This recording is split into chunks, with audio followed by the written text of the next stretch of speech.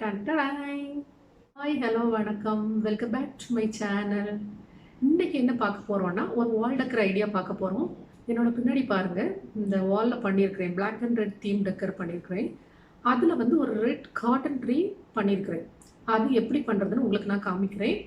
அந்த வால் டெக்கரோட ஃபோட்டோஸும் நான் காமிக்கிறேன். அதில மற்றபடி என்னெல்லாம் பண்ணியிருக்கிறேன்னு நீங்கள் பார்த்தாலே உங்களுக்கு புரிஞ்சிடும். ஈஸி தான். எல்லாருக்குமே வீடு நல்லா கலர்ஃபுல்லாக வைக்கணும்னு ரொம்ப ஆசை இருக்கும். இதெல்லாம் நம்மளாவே சிம்பிளாகவே பண்ணிடலாம். என்கிட்ட பிளாக் பெயிண்ட் தான் இருந்துச்சு, அதெல்லாம் நான் பிளாக் அண்ட் ரெட் தீமில் பண்ணேன். உங்கள்கிட்ட வேறு பெயிண்ட் இருக்குன்னா உங்களுக்கு என்ன கலர் பிடிச்ச கலரோ அந்த கலரை வச்சு நீங்கள் பண்ணிக்கோங்க. அப்படியே நான் பண்ண ஐடியாவை நீங்கள் மாற்றிக்கோங்க, சரியா? அப்புறம் என்னென்னா, என்னோடய வீடியோஸ் பிடிச்சிருந்ததுன்னா லைக் பண்ணுங்கள், மறக்காமல் கமெண்ட் பண்ணுங்கள்.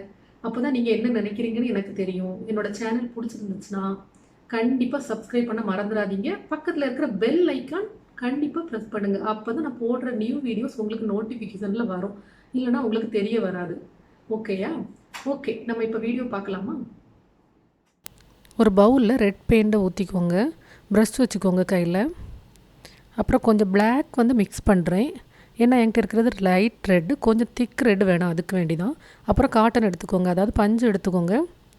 அதை வந்து நல்லா வந்து ஃபுல்லாக எல்லா இடமுமே பெயிண்ட் பண்ணுற மாதிரி நல்லா அதில் வந்து டிப் பண்ணி எடுக்கணும் நம்ம. இதே மாதிரி நம்மக்கிட்ட இருக்கிற காட்டன் அவ்வளோத்தையுமே ஃபுல் ரெட்டாக்கி நம்ம அதை எடுத்து லைட்டாக ட்ரை பண்ண வைக்கணும். ரொம்ப நேரம் ட்ரை பண்ண வைக்கக்கூடாது, லைட்டாக ட்ரை பண்ண வைக்கணும். ஓகே, இப்போ பாருங்கள் நான் எப்படி பண்ணுறேன்னு.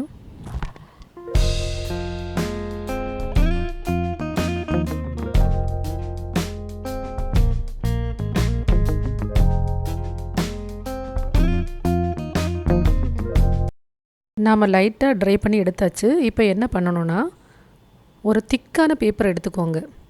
ஹார்ட்போர்ட் பீஸ் எடுங்க, இல்லைனா திக் பேப்பர் ஏதாவது எடுத்துகிட்டு அதை அந்த மாதிரி ட்ரீ ஷேப்பில் கேவாக கட் பண்ணிக்கோங்க. அதுக்கப்புறம் என்ன பண்ண போகிறோன்னா, இதுக்கு மேலே நாம் வந்து அந்த காட்டனை க்ளூ யூஸ் பண்ணி அப்படியே ஒட்ட போகிறோம் மொத்தமாக.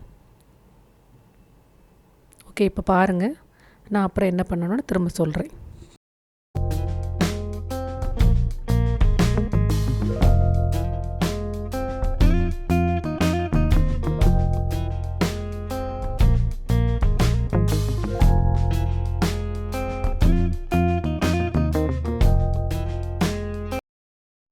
இப்போ பாருங்கள், சூப்பராக இருக்குல்ல, பார்க்கும்போதே ரொம்ப அழகாக இருந்துச்சு உண்மையிலேயே. அப்புறம் என்ன பண்ணுறேன்னா, நான் கொஞ்சம் பீட்ஸ் எடுத்து அதுக்கு மேலே அங்கே இங்கேயுமா கொஞ்சம் எடுத்து ஒட்டிக்கிறேன். ரொம்ப நிறைய வச்சா நல்லா இருக்காது, பீட்ஸ் வந்து கொஞ்சம் போதும். அதுக்கப்புறம் என்ன பண்ணணுன்னா, அந்த ஃப்ளோரல் ஒயர் இருக்குல்ல, நான் கோல்டன் ஒயர் எடுத்திருக்கேன். அதை வந்து நான் பண்ணுற மாதிரியே நீங்கள் அதை சுருட்டி அதை வந்து மூணாக மடிச்சுட்டு அப்புறம் அந்த சுருட்டி இப்படி ஒரு 4-5 ரெடி பண்ணி வச்சுட்டு அதை வந்து கீழே வந்து அந்த ஹார்ட்போர்டில் சேர்த்து நம்ம வந்து செலட்டப் போட்டு ஒட்டிட்டோன்னா, செலட்டப்பும் போட்டு ப்ளஸ் அதை ஒட்டவும் செஞ்சு கொஞ்சம் ஸ்ட்ராங்காக இருக்கிற மாதிரி பண்ணிட்டோன்னா அது கரெக்டாக நமக்கு ட்ரீ மாதிரியே ஆயிரும். இனி நீங்கள் வீடியோ பார்த்து தெரிஞ்சுக்கோங்க.